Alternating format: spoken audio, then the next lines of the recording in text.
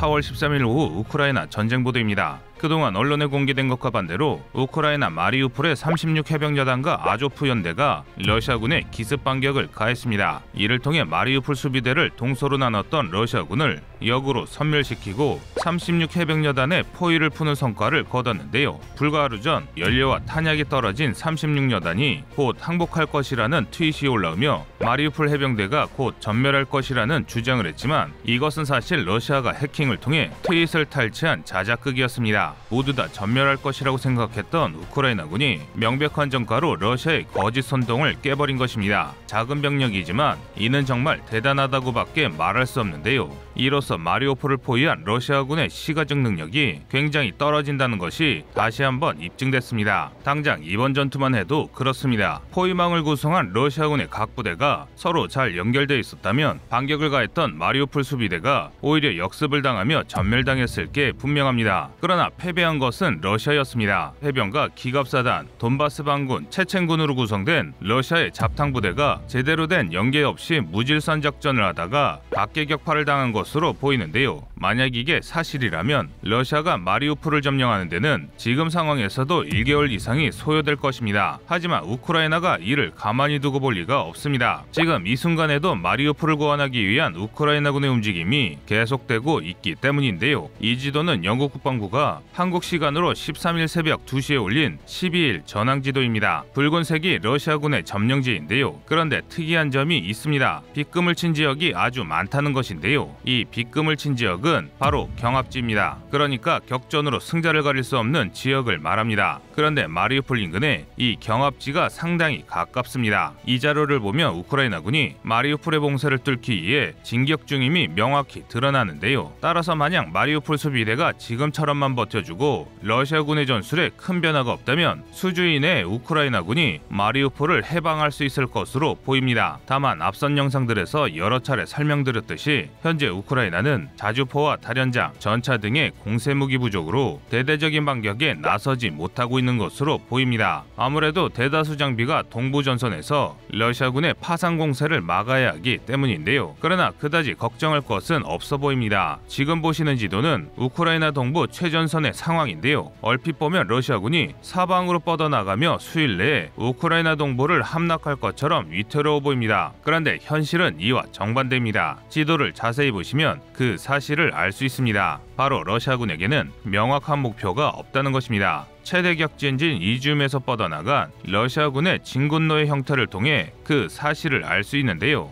어떻게든 우크라이나군의 후방을 때리기 위해 여러 도로를 따라 무차별적으로 진군하다 뚫리는 지역으로 진군하겠다는 얄팍한 생각이 고스란히 드러납니다. 이렇게 뻔해서야 우크라이나군 입장에서는 당해주고 싶어도 당해줄 수가 없습니다. 실제로 최근 수일간 우크라이나군이 공개한 전투 영상을 보면 도로상에 러시아군의 행렬을 포격한 영상이 많습니다. 드론 정찰과 미국의 도움으로 진군하는 러시아군을 사전에 파악해 각계격파한 것으로 보입니다. 이에 따라 러시아의 손실이 늘고 있는데요. 지금 보시는 것처럼 최신형 T-80 BV 전차마저 우크라이나군에게 노획당하고 있습니다. 하지만 그럼에도 불구하고 5월 9일까지 동부를 점령하라는 푸틴의 압박을 받은 러시아군 지휘부는 이 무의미한 공세를 포기하지 않고 있습니다. 러시아의 최강 전력 사그니 전차 사단을 이지움으로 밀어넣으며 전황을 바꾸려 하고 있는데요. 더 급변하는 우크라이나의 전쟁 소식에 대해서는 저녁 보도에서 전해드리겠습니다. 이상 꺼리투브였습니다.